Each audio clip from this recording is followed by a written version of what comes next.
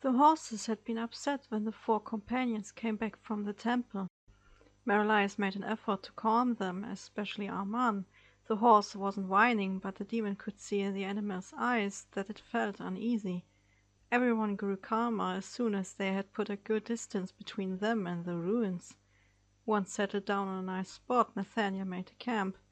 Dean had been barely conscious, moaning and clutching his chest from time to time. The demon suspected that the spell had fractured the seal substantially, leading to Dean's body being pushed to the limit. After the fire was burning, Melissa took the blankets out of the bag, which usually would be dirty by now, at least from Nathaniel's blood. Merlias guessed that Nessa had enchanted them. It would be typical for her to think of everything. Seeing the young man finally asleep, he managed to relax a bit. He took a cigarette for himself before offering one to the cowboy next to him. "You owe me $10, Nathaniel uttered after taking a drag. Reluctantly, the demon handed him the money. His eyes wandered to the couple again, but Melissa had already fallen asleep. The thought of a nap appealed to him, so he laid on the ground, his head pillowed in his hands and the fedora drawn into his face. The next time Merlias took in his surroundings, the fire still crackled. Without a sound, he got up and went to the man sitting farther away. Nathaniel was gazing down into the valley from the hill they had made their camp on. The man didn't move until Merlias sat down next to him. "You are human, you know. You have to sleep." "What good is sleep if you can't escape reality?" he countered with a voice that indicated a heavy heart. "You are afraid," Merlias remarked, feeling sympathy for the old rebel. Nathaniel just scoffed. "I'm downright terrified, damn right I am." "I'm sorry you had to learn that. Dean tried to keep it from you." The demon fell silent as he realized how meaningless it almost sounded to the man next to him. "It ain't your fault. I'm glad to know what's coming. He paused as his voice gave out. After taking a slow, shaky breath, he carried on a bit hoarsely. "I just hope to see Grace again. Sometimes when I doubted that there's a God, I hoped I'd see her again after death." Nathaniel took off the visibly old planter's hat and passed his hand over his forehead and through the brown hair. "And now I know I'll be alone for eternity. 'Cause I know she's in heaven." "What makes you so sure you will go to hell?" "Look at me, Merlias." The man turned to face the demon. "You know a sinner when you see one, don't you? I have killed and I have stolen. And when the war was over, I carried on. I belong in hell." Nathaniel's tone had turned from guilty to resigned. Merlias wasn't sure what drove him to his next action. Anger and compassion had become one inside of him when he gripped the American tightly by his shoulders. Being aware of how his yellow eyes must have blazed by then, he looked firmly into the grey ones of his friend. "You listen to me now, Nathaniel Connor," he said in a gentle tone he hadn't used in eons. "I know evil. I've seen it. I've done it.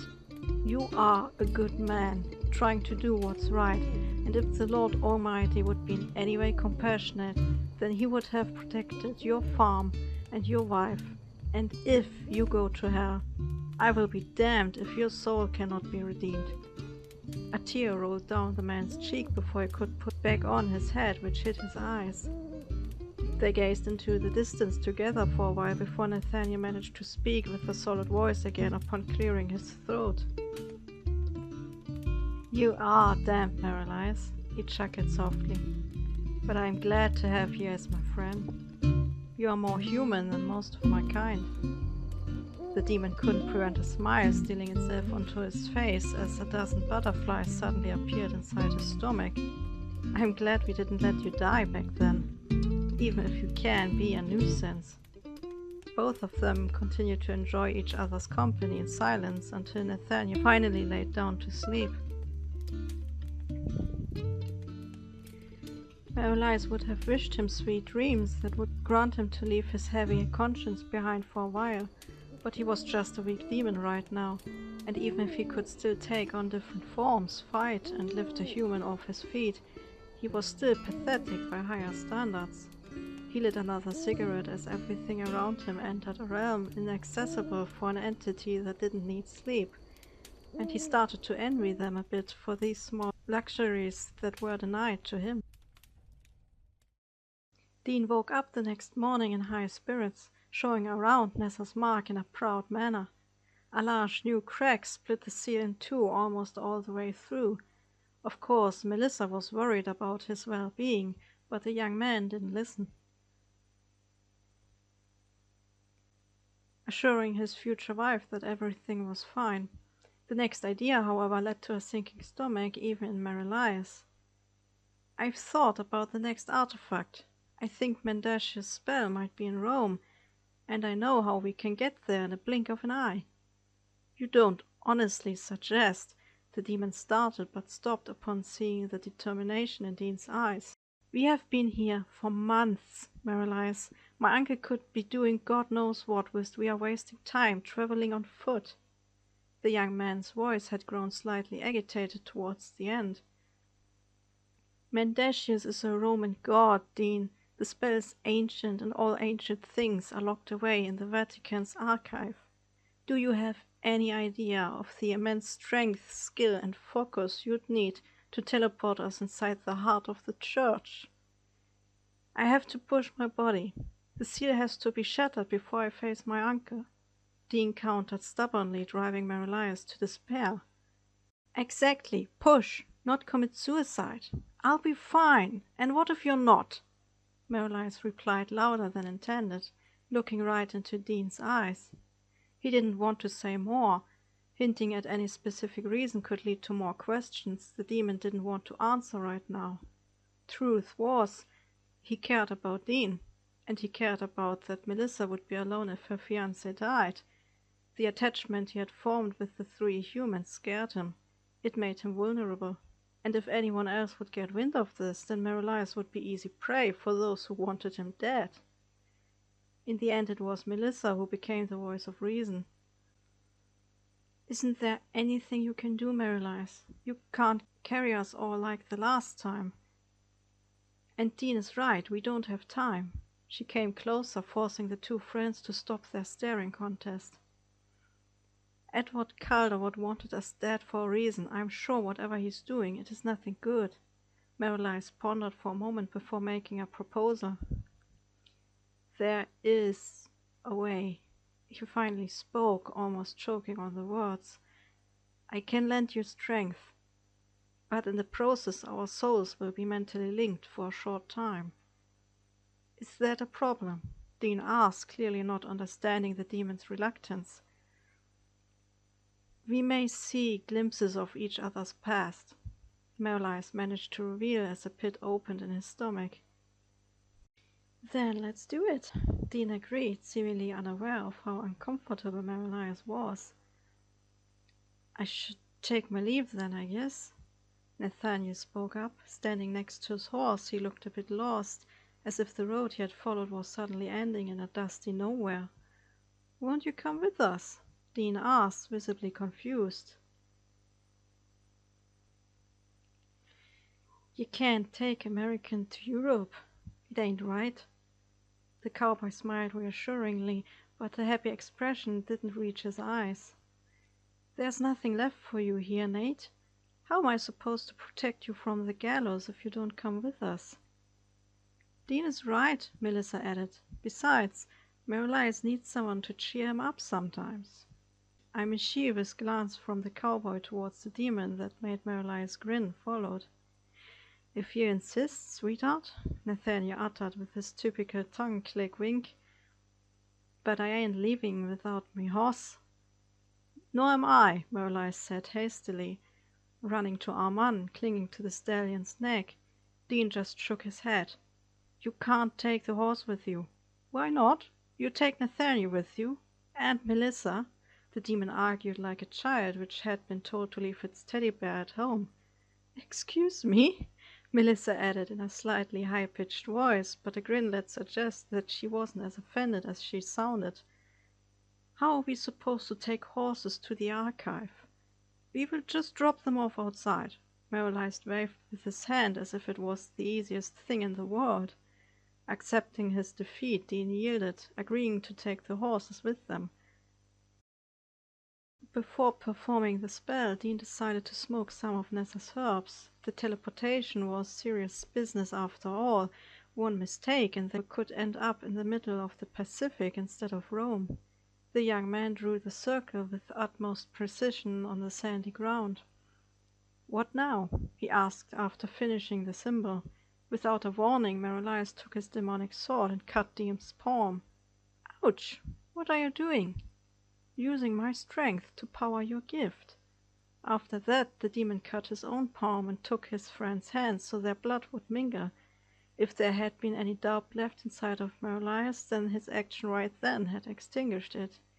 The couple was right. They didn't have the luxury of wasting time. Merrill only hoped that whatever Dean might see, it wouldn't change their friendship, if those humans even viewed him as a friend. Perhaps he was just imagining things in his happiness to be close to another creature after centuries of solitude. Dean beckoned the others to where they stood as the circle started to glow. "I thought you can't summon humans," Melissa wondered. "It's not summoning, it's teleportation. I command my own body without hurting the free will of others. It's different." "What about us?" Nathaniel asked, leading the horses with one hand. "You have to cling to my body." Dean spoke louder as the lightning flashed and a tornado started to form around them. Quickly, Melissa took her fiancé's outstretched hand and held out the other for Nathaniel. Merrill could hear Armand whining. The horse looked at him with fear. With a calm look, the demon only mouthed, "It's going to be fine," to the horse. It seemed to ease the animals a little as the wind grew even more violent and the gaps between the flashing lightning grew shorter. Reaching its peak, the spell resulted in a hole in the ground which swallowed them up. It was not falling, but they were on flying ether as the group traveled through space from Mexico to Rome in a velocity that would convince every stomach to spill its contents. Merrill, of course, didn't suffer from such effects. His eyes could see exactly where they were. When he recognized a nice glade in the outskirts of Rome, he signalized Nathaniel to let go of the horse's bridle. The cowboy cast a confused glance, but did as instructed. Only a second later, they found themselves standing in complete darkness. As soon as the journey had ended, Merrill loosened his grip. His head was spinning a bit from the small pieces he had taken with him from Dean's consciousness. A look into Dean's face confirmed that he, too, had seen some of Merrill's memories. He only hoped it hadn't been anything traumatizing. The rustling of falling papers greeted them before silence filled the archives.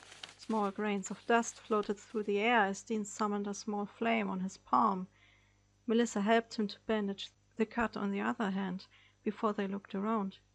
Dozens of bookshelves surrounded them, filled with scripts, leather-bound books, and scrolls. "I don't feel comfortable," Nathaniel muttered in a hushed voice which echoed through the darkness. "That's because we shouldn't be here," Merrill answered with effort. He could feel the pressure weigh on him. The consecrated area made it difficult to move, and the purifying spells for protection from hellish influences sent his mind reeling. "That's some goddamn big place for hiding a spell." Nathaniel looked upwards as he tried to estimate the height of the bunker. "We should split so we cover more ground." The others nodded at Dean's suggestion. "What are we looking for?" Melissa asked when Dean summoned a second flame and placed it carefully in her hand. "Perhaps there are shelves on magic somewhere, or Roman gods." Dean scratched his head while trying to think of other options. When he wanted to give Nathaniel one of his magic fires, the man raised his hands in a surrendering gesture. "I ain't made for that kind of thing." "Fine, then go and help Melissa." "Yes, sir." "And stay close," Dean called after them in a whisper. The occasional creaking wood under their feet was the only sound. Shelf after shelf they examined. Labels like prophecies or the French royalty spared them the effort of looking at every single book cover. Merrill didn't know where to begin. The Vatican had a library as vast as the one in Alexandria. The smell of old paper and leather filled the thick air. A casual glow from other shelves told the demon that Melissa and Nathaniel were still searching as well. "Have you ever been here before?" Dean whispered while examining the next shelf. "A demon in Vatican City? You've got to be joking." Merlice wanted to chuckle, but the strain of resisting made even a simple smile seem impossibly difficult. "I'm sorry," Dean replied quickly. He probably thought the demon's upset tone was directed at him. "I just thought, because you were an angel." Merlice's heart dropped a beat at the revelation. "You saw," he only managed to utter. "Not much, only how another angel with long brown hair stood opposite of you. He fought you with his sword, and then lightning flashed." Merlice's mouth was suddenly dry from the recalled memory. Instinctively, his right arm reached for his left shoulder, his hand touching it for a minute. "Who was it?" "The angel." Dean looked at the demon, but Merlice turned away. A cold, hard stone had formed inside his stomach and threatened to drag him down into the deepest circles of hell.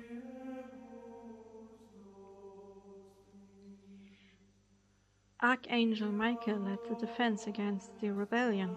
He was the only angel equal to Lucifer in every way. Merlice dreaded the following question Dean could possibly throw at him. To his relief, Melissa and Nate came just in time to announce that there was nothing useful in this floor of the archive.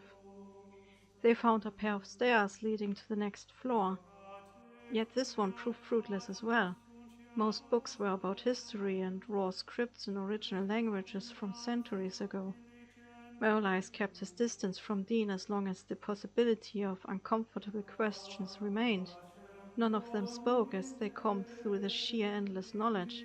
After ascending to yet another floor, the demon couldn't hide his distress any longer and started panting. Dean shot him a worried look, and Melissa too seemed to notice. "Merlice, you shouldn't be here." "I'm fine." Consecrated ground is not deadly to a demon. And once I would have laughed about the puny attempts of the church. He put his hands on his knees for a moment to catch his breath. "Come on, fella," Nathaniel grinned.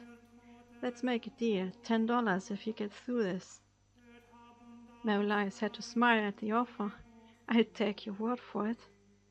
With effort he straightened up again and continued walking, yet his movements became unsteady the closer to the surface they came.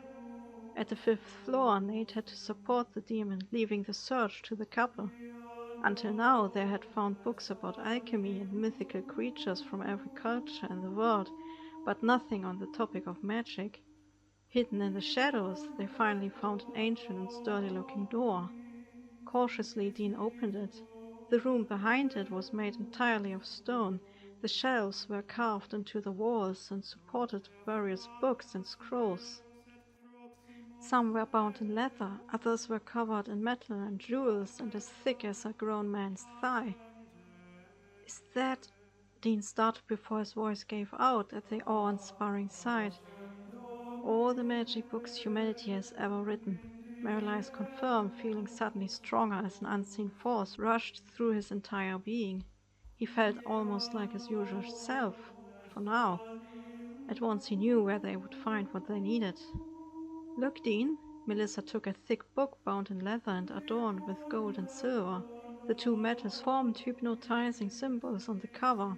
If one wouldn't know better, one might have said that the symbols were moving, whereas at the top the title stood written in blue ink glittering like the night sky. "The Art of the Occult." Carefully, like handling a child, Dean opened the book, but the joy didn't last when suddenly one of the other books moved on its own.